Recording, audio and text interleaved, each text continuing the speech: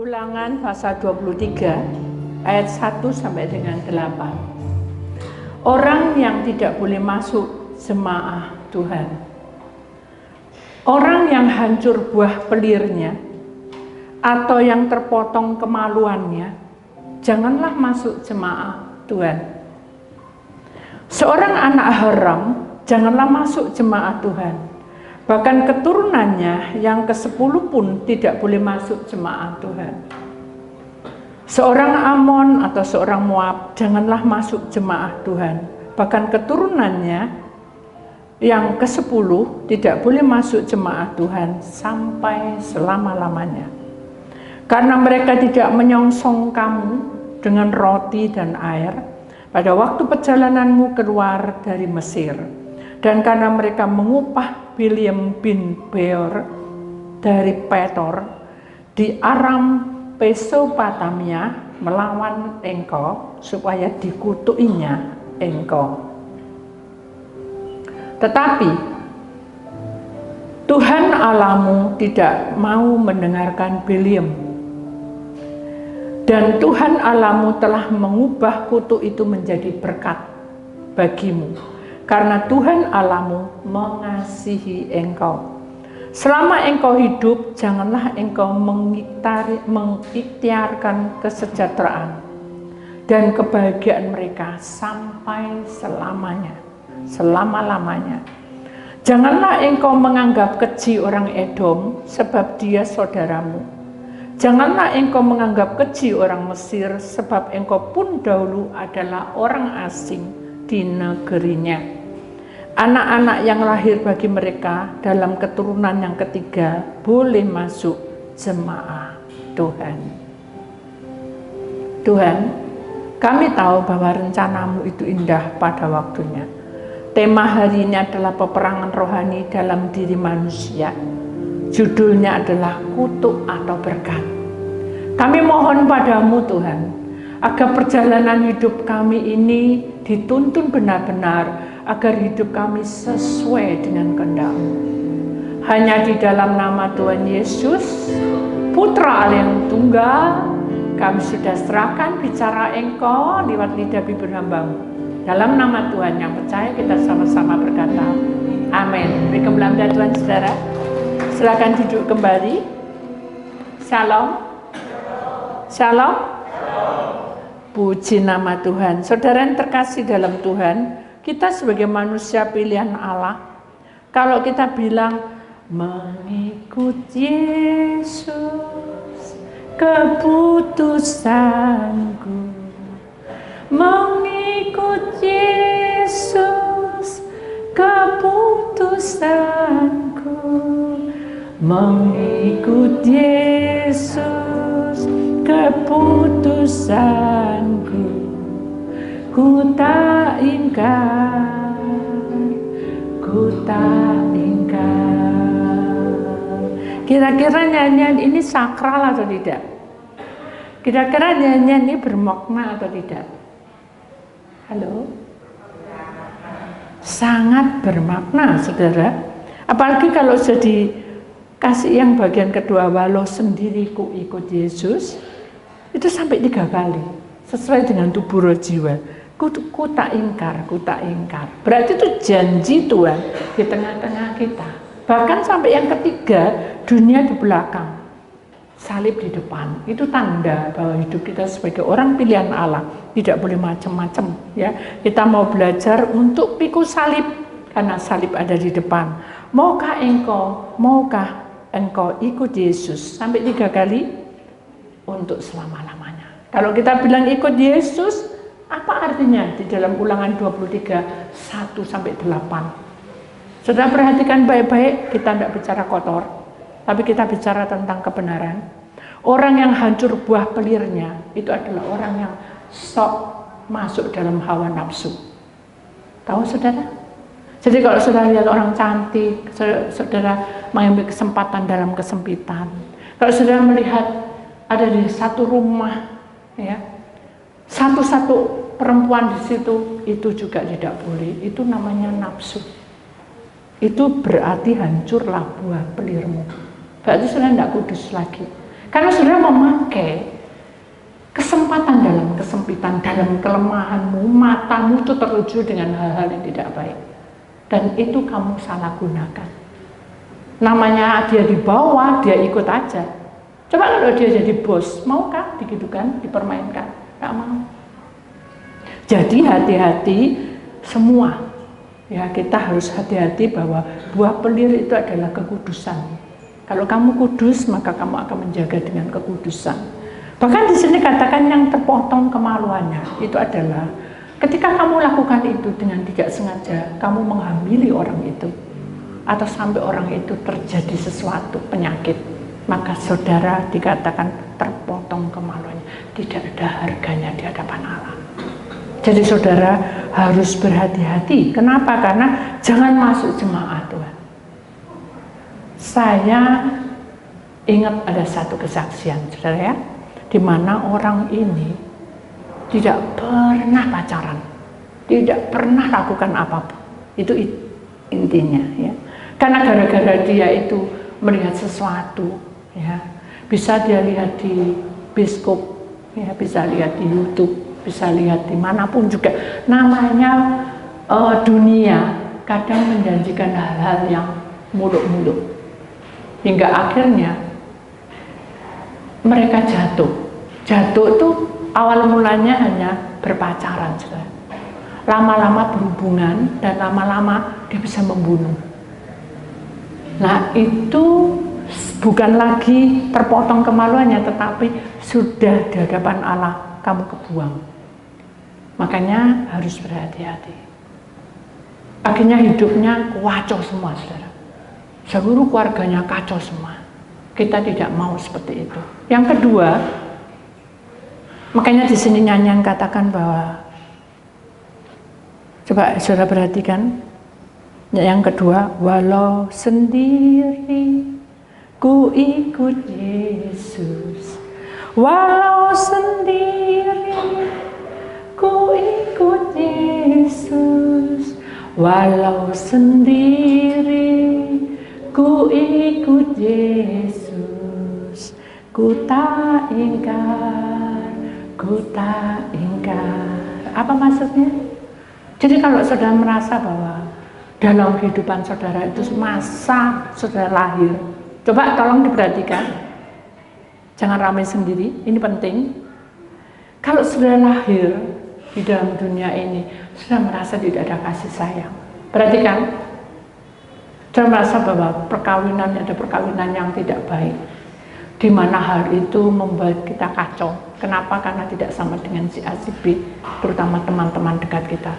Malu tidak? Pasti malu. Tetapi karena kamu itu sudah di dalam misbah Tuhan, sudah dikuduskan, maka saudara tidak boleh mengambil alih sakar dewek. Sudah, aku tidak cocok sama kamu. Akhirnya dia cerai dan ambil satu lagi. Hal itu juga tidak boleh. Kenapa?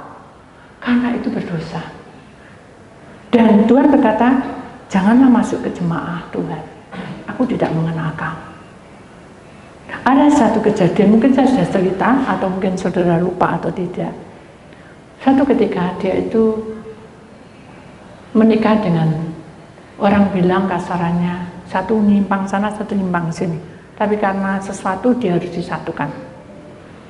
Awal mula tidak ada masalah, sampai anaknya 3. Dengan seiringnya waktu, mulailah si perempuan ini mikir, aku ini kawin untuk apa, nikah untuk apa.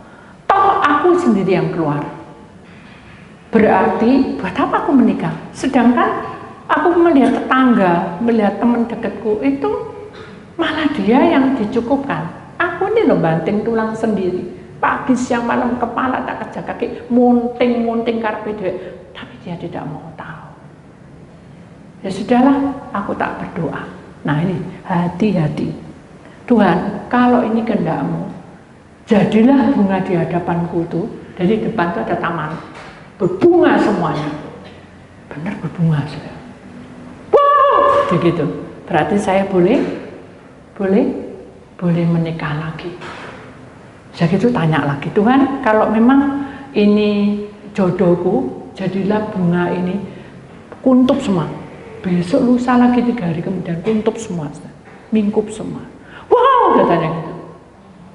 Akhirnya dia bilang, sudah saya sepakat, marilah kita menikah. Di tengah perjalanan, si lakinya mati, meninggal. Akhirnya dia nyalakan Tuhan. Kenapa? Karena aku sudah minta bukti. Hati-hati. Jangan kamu berdoa meminta bukti, karena iblis bisa melakukan itu. Paham, saudara? Jadi kalau saudara berdoa bagaimana? Tuhan, ajari saya untuk mengasihi suami saya. Ajari saya untuk melayani suami saya. Jangan kita doain suami supaya nurut kita. Paham? Ibu-ibu, bapak-bapak juga gitu. Ajari saya untuk apa? Untuk memberikan waktunya pada sang istri, bukan untuk melayani, karena si suami harus bekerja. Ajari saya untuk melakukan menyenangkan hatimu lewat istriku. Nah, hal-hal seperti itu kadang-kala kita sisihkan, gak ada artinya. Pokoknya aku begini, akhirnya apa yang terjadi? Nah benar, kamu tidak layak. Jadi kalau kamu mau layak, berarti bagaimana? Ya lakukanlah sesuai dengan apa yang kamu alami sekarang. Jangan diubah dan jangan berubah. Selama Tuhan tidak ubah, jangan berubah. No benar sih. Akhirnya ada suatu ketika, ada seorang pelayan Tuhan. Dia bilang gini sama saya, padahal saya bukan ketua. Ya aku konseling ya kasarannya, sharing. Aku mau sharing sama kamu. Ya kenapa? Orangnya diem, tidak banyak omong dan tidak banyak tingkah. Dia pokoknya semua ramai. Dia. Ya diajak omong, nggak gini tak. Jadi dia tuh tidak banyak tingkah gitu. Kalau saya dijak omong, sik ketawa, sik ngomong. Tapi ini tidak banyak ngomong. Suatu ketika dia bilang gini, boleh aku makan bersama kamu? Kapan ya aku makan? Padahal aku tidak makan. Saya tidak pernah kalau di gereja pulang ya pulang gitu, naik sepeda pulang gitu. Ternyata diajak saya makan rujak di depan. Kok rujak ya? Tek-tek tuh, tahu petis yang ya tek-tek dia namanya. Ketoprak kalau orang bilang di Jakarta. Saya duduk diam, termangu. Ini. Nah, saya belum masuk. Saya ini masih muda, dia lebih tua. Jadi dia guru juga. Jadi saya ini gak ada apa-apanya.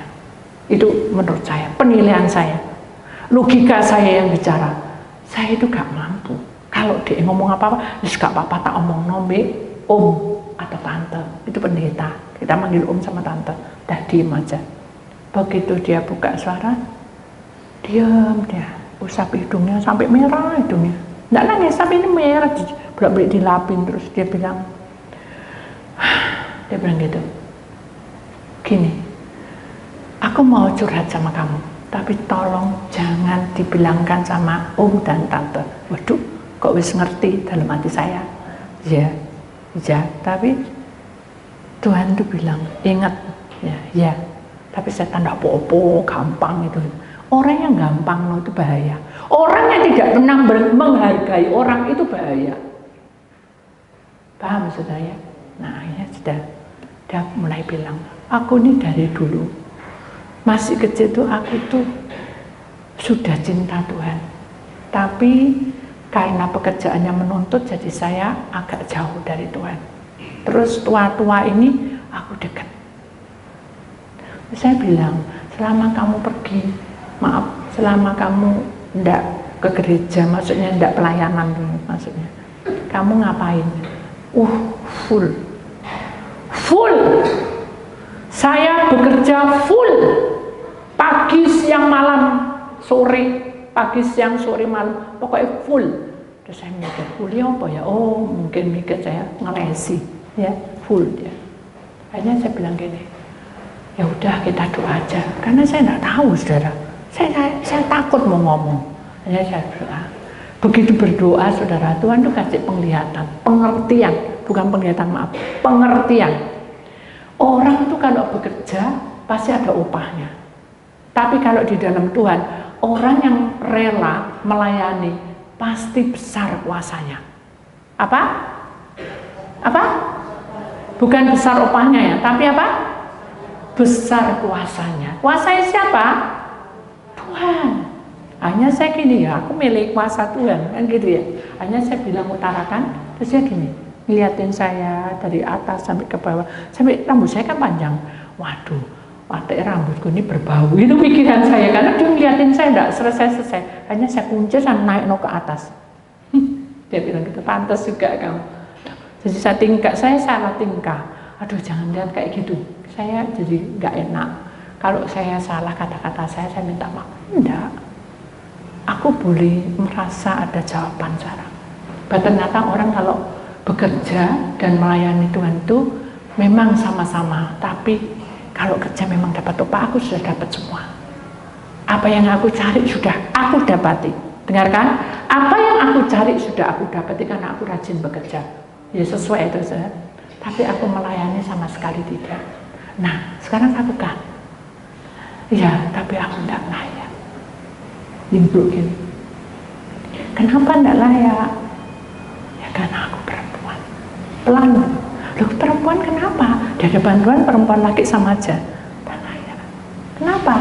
Karena aku gagal di dalam rumah tangga. Aku ini dicerai sama suami. Yang menceraikan siapa? Suami. Bukan kamu toh, bukan. Kutuk tidak ada di atas kepalamu. Dengarkan? Kalau kamu berkata cerai, berarti kutuk di atas anak turunanmu. Paham?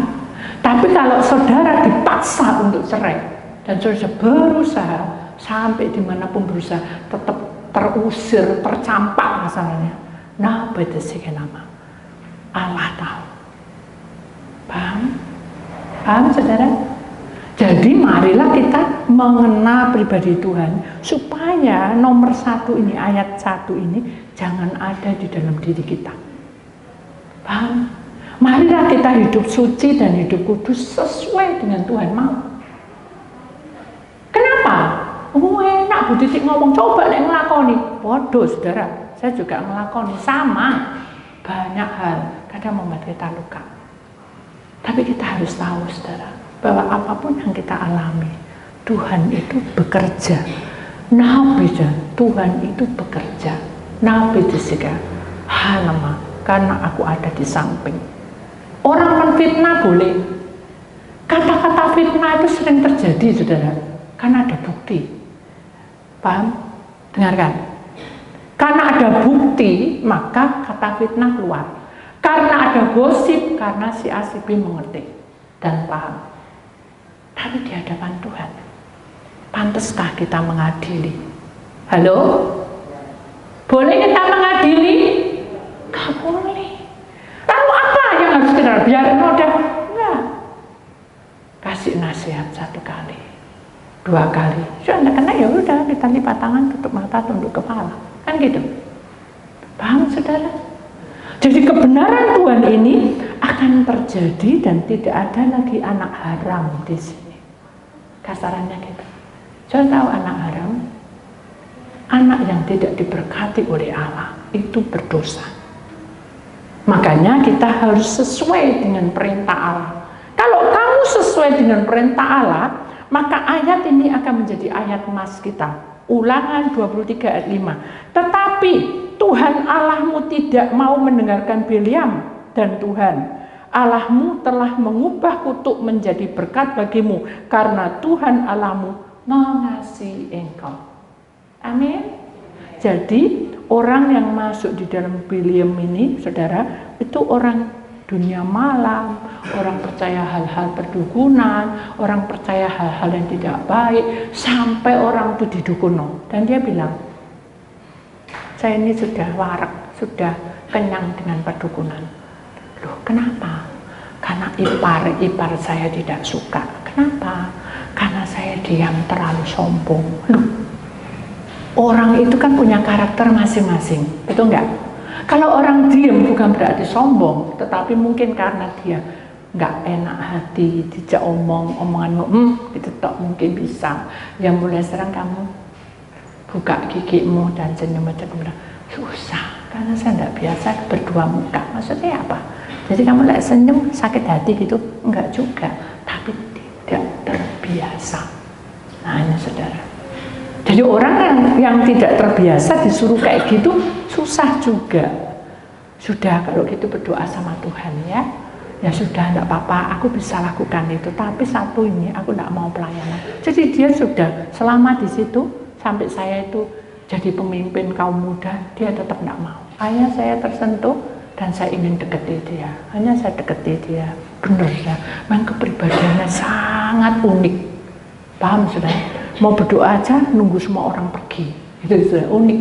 Jadi kalau apa-apa, dia sendiri. Jadi dia enggak mau dikata-katai orang, enggak mau apa. Itulah yang membuat tertutup semua masalahnya. Kenapa anaknya belum menikah, terus masalah bertubi-tubi datang, sampai dia itu datang kumus-kumus, saudara. Tahu kumus-kumus?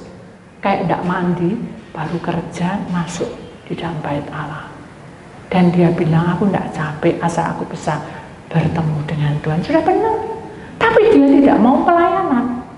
Nah itu sih, apa nih kenapa? Seorang Amon atau seorang Moab jangan masuk jemaat Tuhan, bahkan keturunannya ke-10 pun tidak boleh masuk jemaat Tuhan sampai selama-lamanya. Jadi kita bukan orang Amon, saudara, bukan orang Moab yang hanya keluar-keluar tapi tidak mau lakukan. Jangan biasakan diri saudara untuk berharap pada seseorang. Paham? Jadi kalau tadi kalau ada nyanyian dikatakan begini, berarti sesuai dengan kita alami, walau sendiri ku ikut Yesus. Kan? Jadi saudara tidak hidup sendiri. Pagi siang malam kaki kerja kepala, kepala kerja kaki. Pengorbananmu berharga di hadapan Allah. Amin. Jadi saudara tidak butuh bantuan orang sebetulnya. Hanya butuh Tuhan bekerja di atas hidupmu. Tapi terus aku ini masih muda loh. Pernah ada orang juga konseng, aku ini masih muda. Lihat. Bagus, langsing juga bagus, jadi pramugari, jadi apapun bagus, saya bilang gitu. Terus apa yang kamu mau? Ya, kasih aku pendamping, kan gitu. Saya bilang, kalau kamu cari pendamping, jangan cari Tuhan. Karena Tuhan tidak ingin diduakan. Dan terus siapa? Berarti aku harus pergi jong-jongan, pergi ke dunia malam. Salah juga. Yang terpenting adalah kamu harus datang pada Tuhan.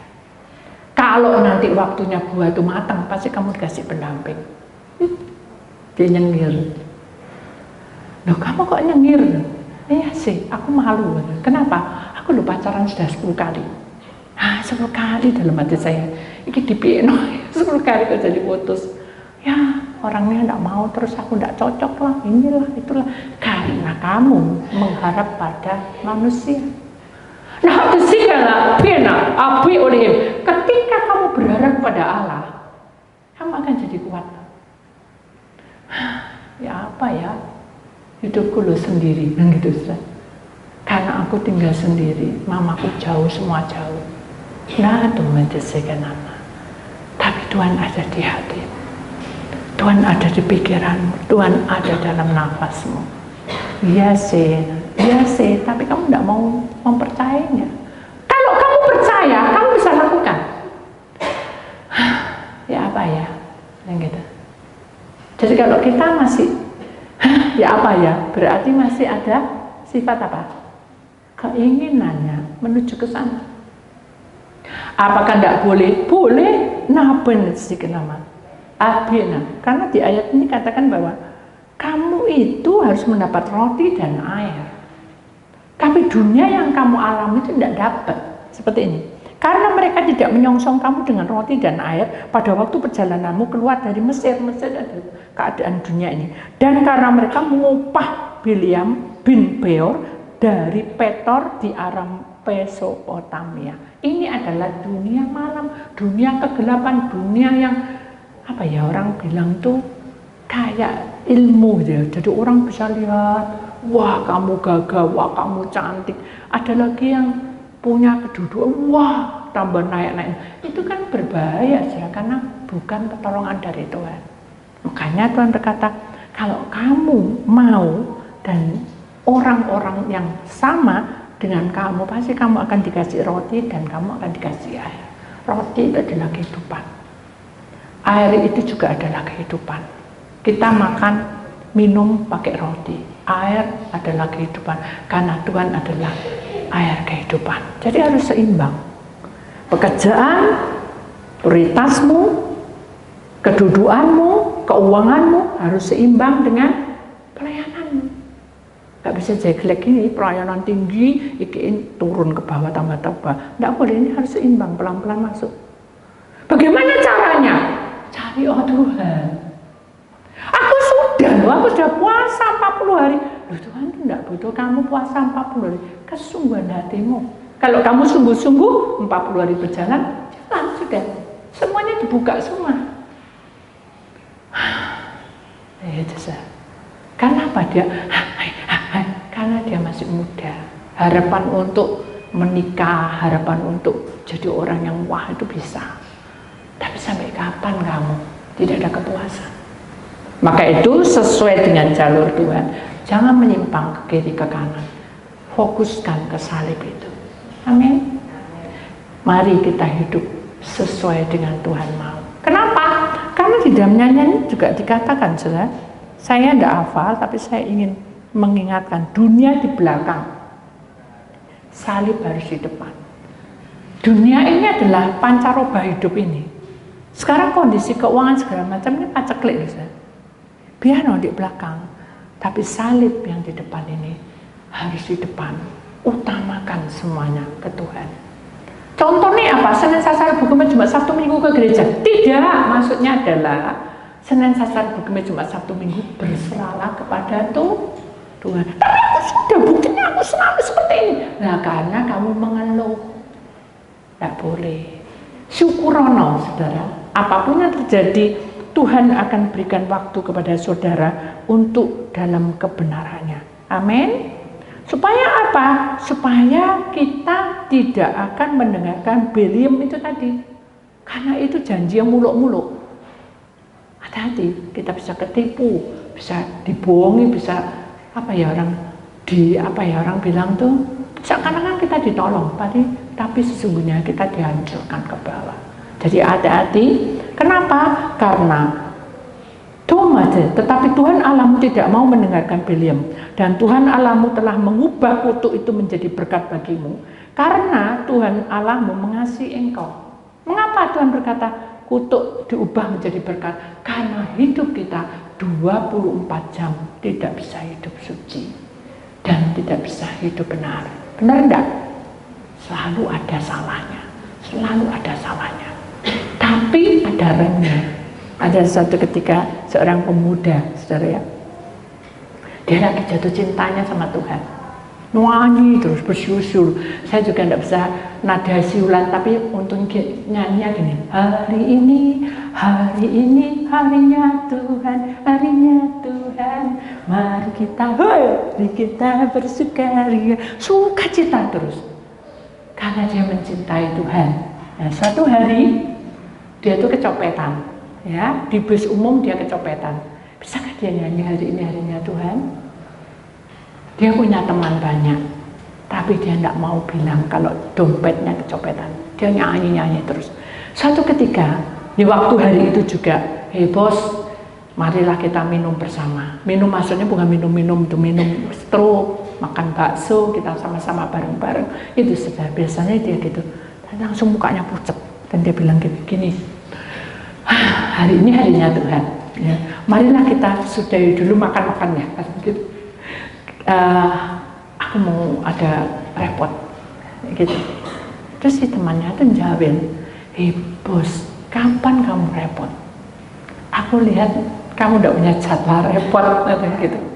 Hei, kamu jangan menghina aku ya, gitu. Sekarang ini aku punya tugas di rumah, tahu nggak? Apa tugasmu?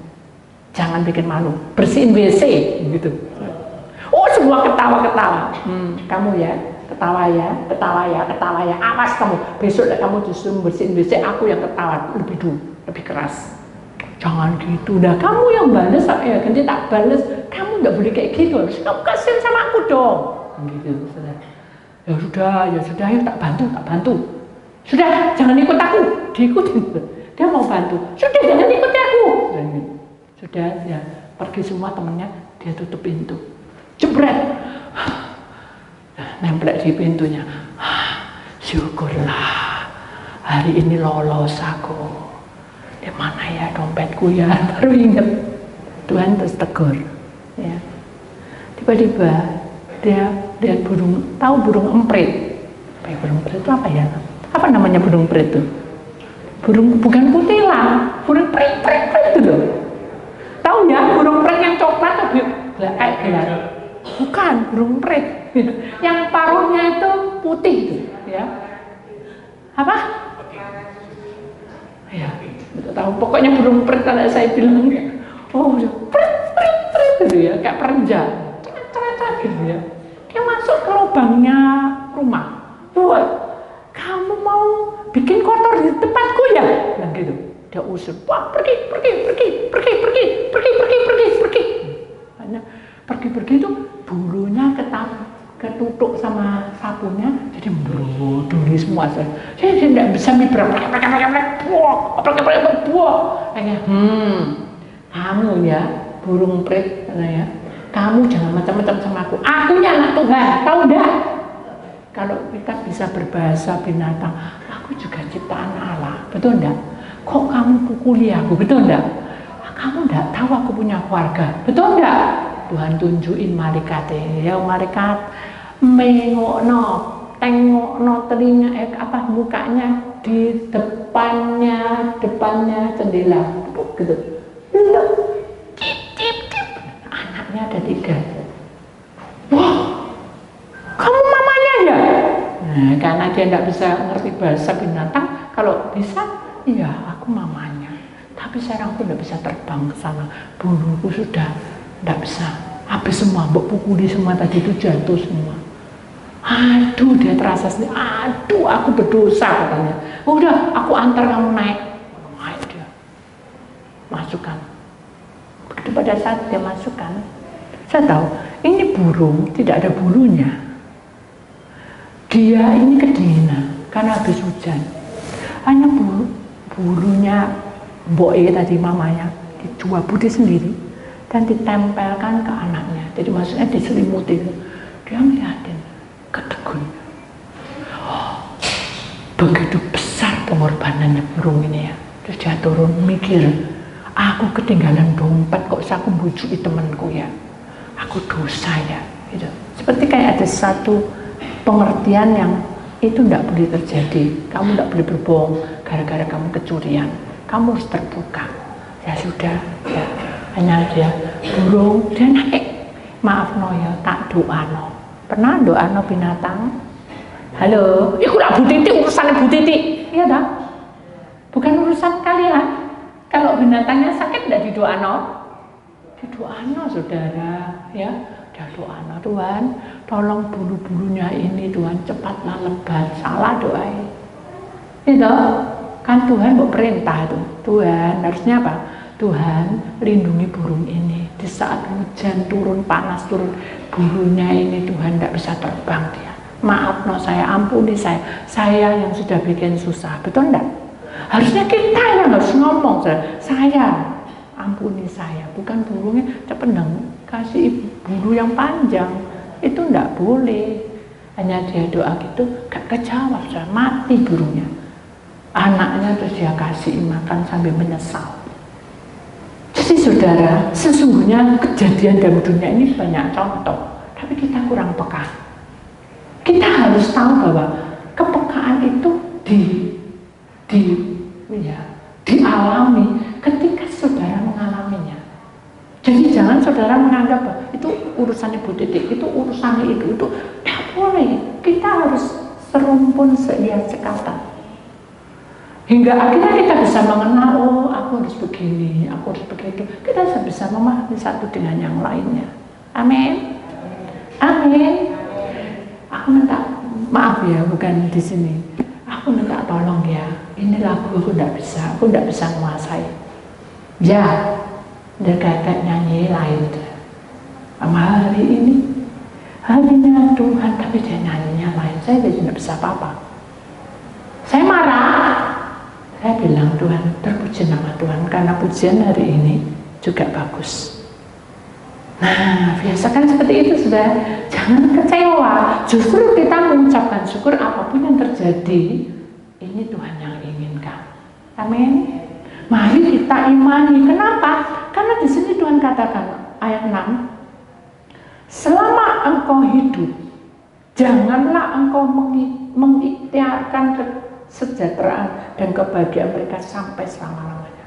Selama kita hidup, kita tahu bahwa orang ini gak benar, saudara. Wis biasa, wis urusane ndak. Doano, paham? Doakan orang ini agar tidak kesepian, tidak sendirian. Kita tahu bahwa ini adalah satu pergumulan. Ayat 7, janganlah engkau menganggap kecil orang Edom sebab dia saudaramu. Jangan engkau menganggap kecil orang Mesir sebab engkau pun dahulu adalah orang asing di negerinya. Jadi orang-orang yang seperti itu, saudara, adalah orang-orang yang butuh kasih dari Tuhan. Bukan kita yang mengasihi. Nanti salah paham. Tapi kalau kita bilang bahwa orang ini butuh kasih Tuhan, berarti Tuhan yang membentuk kasih orang itu hingga kuat sampai tua. Amin. Kemudian sini katakan anak-anak yang lahir bagi mereka dalam keturunan yang ketiga boleh masuk jemaat Tuhan. Jadi saudara, kalau kita sesuai dengan kehendak Tuhan, tubuh, roh, jiwa kita menjadi bagiannya. Amin. Akhirnya orang ini tadi dengan penyesalan dia tidak berani berbohong. Kemudian ada satu kesaksian sebelum saya tutup, saudara. Orang yang berperang rohani dalam diri manusia itu agak berat. Karena gini, suatu ketika dia tahu bahwa hal ini tidak baik, tapi dia bilang gini, karena aku anak Tuhan, aku tidak takut. Yo, lapo ya takut mbak Bu Titik, kok aku sing ngedepi. Bukan karena itu, saudara. Karena pelanggaranmu itu yang membuat kacau hidupmu. Kenapa? Karena Tuhan ingin kamu itu tetap suci dan kudus. Walaupun kamu itu mengikut Tuhan untuk selama-lamanya, tetap menjaga kekudusan. Hanya dia minum-minum, ya. Perempuan ya saudara, minum-minum, mabuk dia ngomong apa katanya, ya toh. Dengan kata-kata pengakuan itu, saudara, apakah benar? Tidak baik. Kenapa? Karena kamu tahu pribadi orang itu. Satu. Kedua, karena kamu mengumbar sesuatu yang tidak baik. Hingga terjadilah sesuatu kesalahpahaman.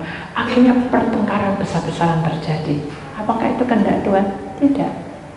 Jadi marilah kita sadar bahwa orang yang mencintai Tuhan, kita harus punya jaga diri. Oh, aku sama orang ini pasti tidak pas. Ya. Kita bilang, oh ya, maaf ya, aku begini. Saudara itu patut memutuskan. Yang bisa memutuskan itu hanya Anda, bukan orang itu. Kalau toh orang itu menganggap kita itu desa, tidak apa-apa. Tapi di hadapan Tuhan kita berharga.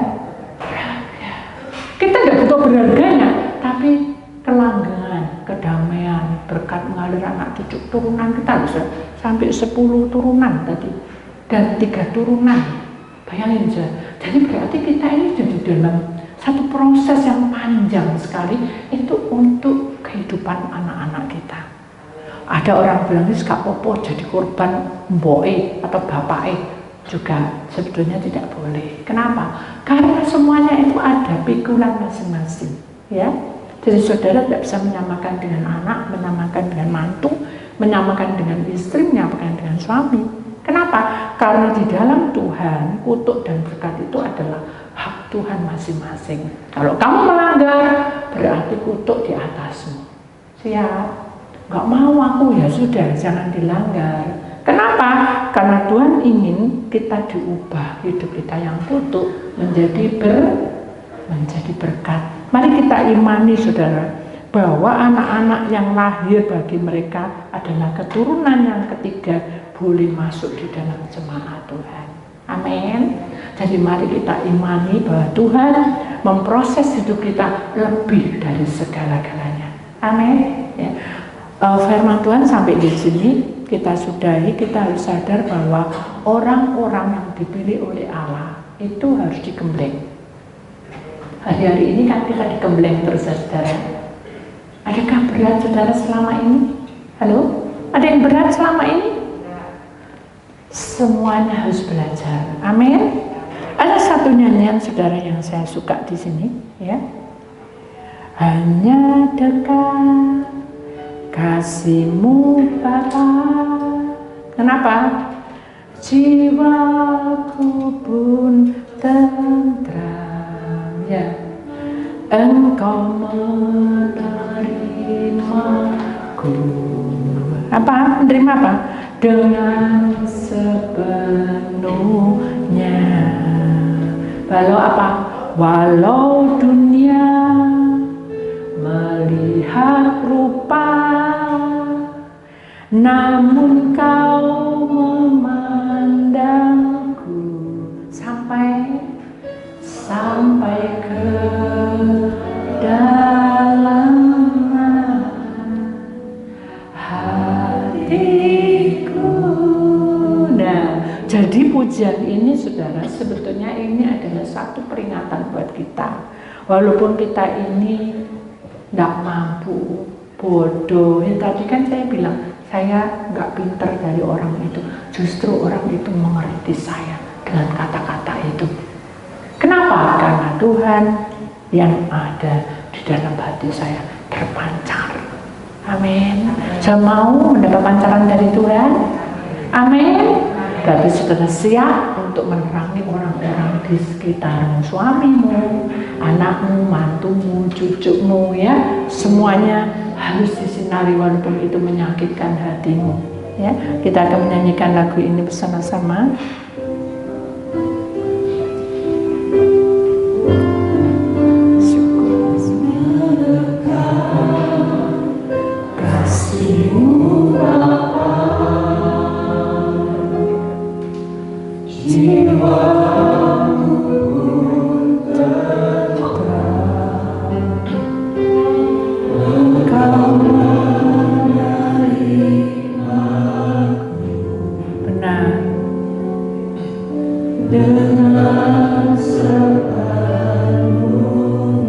Kita imani walau dunia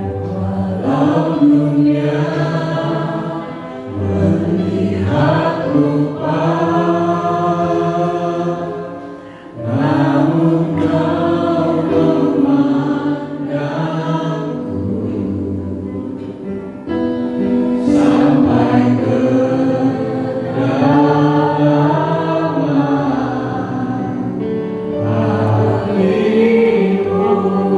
kita imani Tuhan inilah yang ku tahu.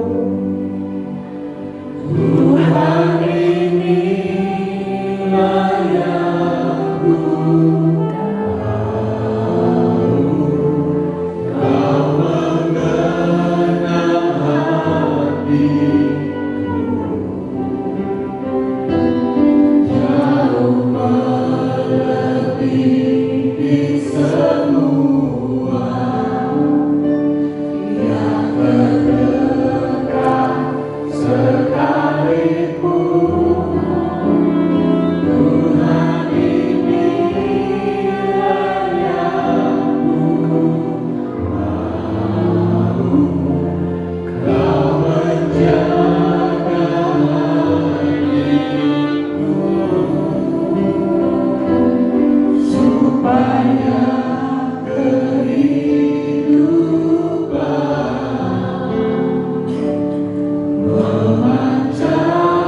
Katakan sekali lagi, supaya kehidupan, sampai 3 kali, supaya kehidupan, supaya kehidupan, sekali lagi, supaya kehidupan, supaya kehidupan, sekali lagi dengan iman, supaya kehidupan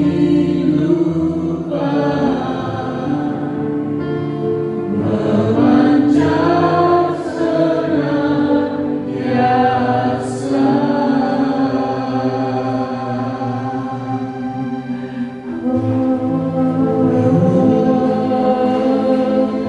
Haleluya. Kami sujud menyembah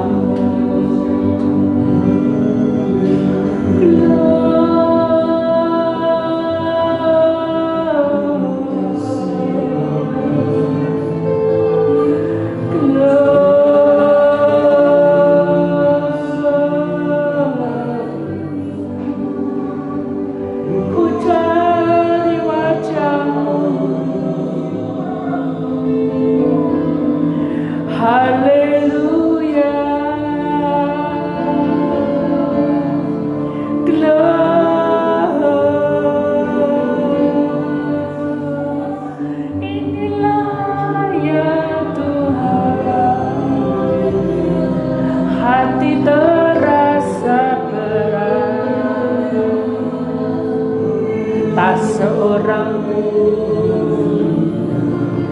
mengerti bebanku.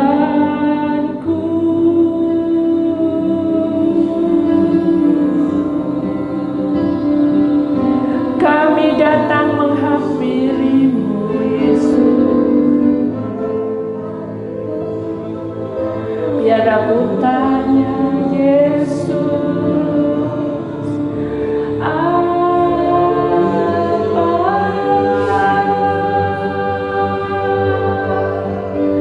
yang harus ku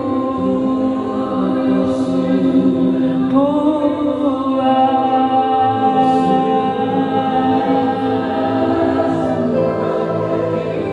Norisi kalamari rusilamaraya turisole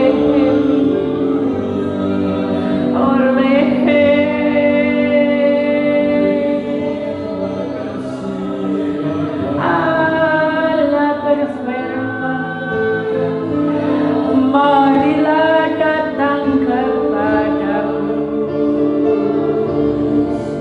Nurisi kelamaya tapala manasi kelamana kalamana turisi kelamaha parirara.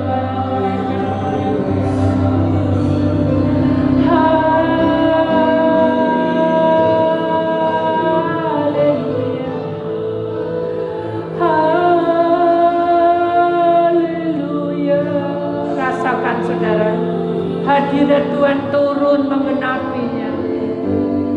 Berbaikilah kamu yang percaya walaupun tidak melihat aku. Rasakan.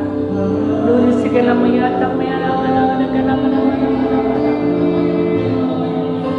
turus segala maikam baris segala malam. Jangan berhenti. Ucapkan syukurmu. Jangan berhenti. Terus ucapkan pujianmu. Haleluya. Glory.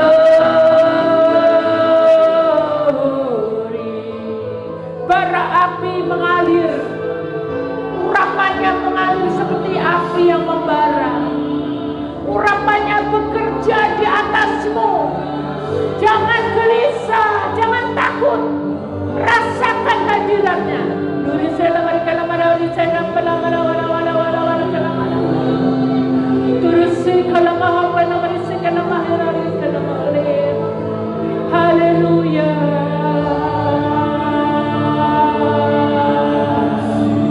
Kami siap Tuhan. Kami siap masuk dalam pelataran-Mu dari segala wala wala wala kalamara wala.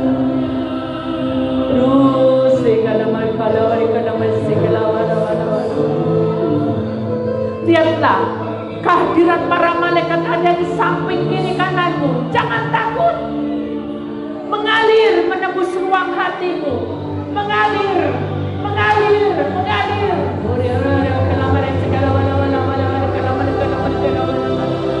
Terus naikkan. Terus segala bapa-bapa segala segala oleh. Alisi kalamiha layakkan kami Tuhan, layakkan kami datang padamu. Nurisila kalamala wala wala risala wala wala wala wala wala wala kurisi kalamala risala wala wala wala wala wala wala. Lihatlah mesbahmu menyala. Rasakan mesbahmu menyala. Urisi kalamala urisi kalamala kalamala dia udah berkenan pada wala-wala berkenan pada.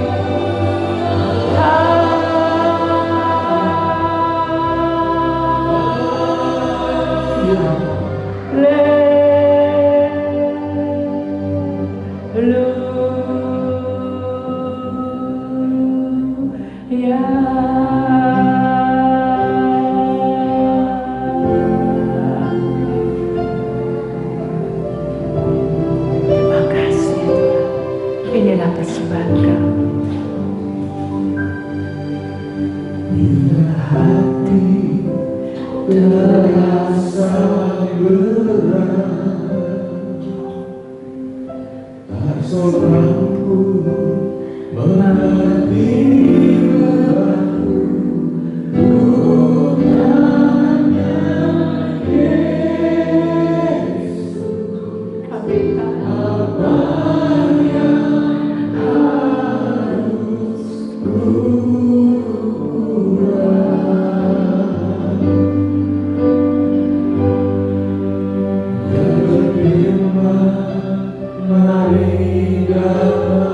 rasakan hadiratnya saudara, dia menjamah kamu.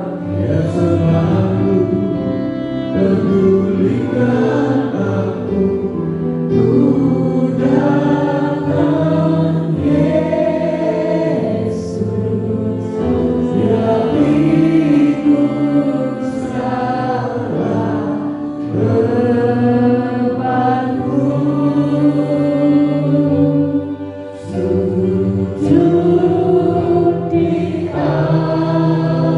Inilah pelataran kamu.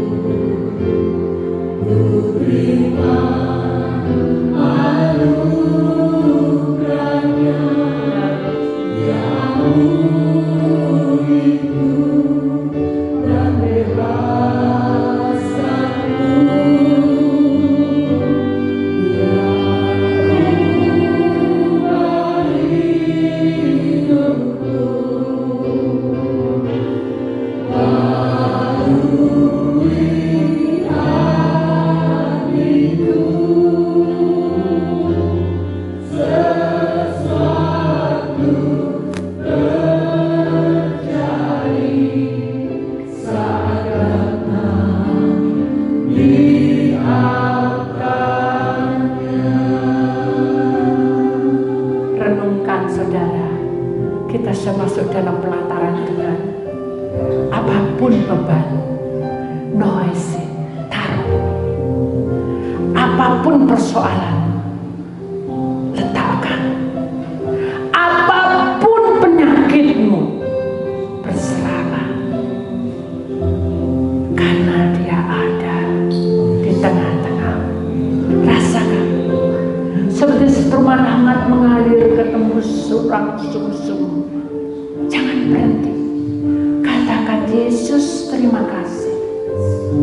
Terima kasih Yesus, Engkau ada di pihakku. Noesina. Mari saudara angkat tanganmu pelan-pelan. Melebihi dari atas kepalamu, pelan-pelan. Inilah kami Tuhan. Di saat kami punya beban berat, kami tidak mampu. Di saat kami punya masalah bertubi-tubi, kami tidak bisa. Di saat kami sakit pun, kami tidak pernah Tuhan untuk duduk diam. Tapi kami galau dan gelisah. Ampuni kami.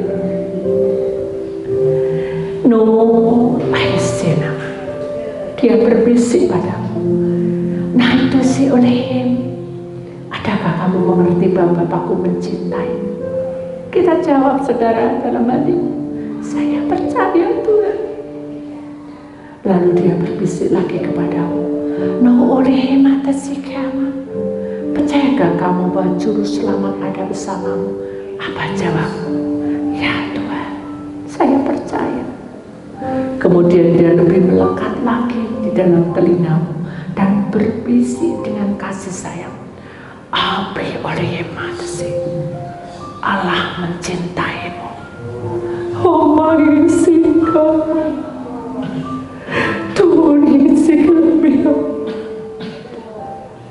Lalu dia berkata dengan tetesan air mata, kuatkan hatimu. Jalanlah dan mengalirlah, karena aku ada bersamamu. Angkat tanganmu saudara. Terima kasih Tuhan atas pimpinan. Kami terima hujan berkat-Mu. Kami terima dengan kuasa ilahi-Mu.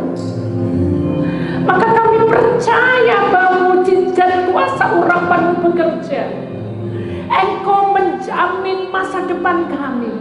Engkau memulihkan segala penyakit kami. Engkau mengangkat semua beban berat kami. Engkau memberikan kekuatan pada seluruh hidup kami saat kami mengalami tantangan.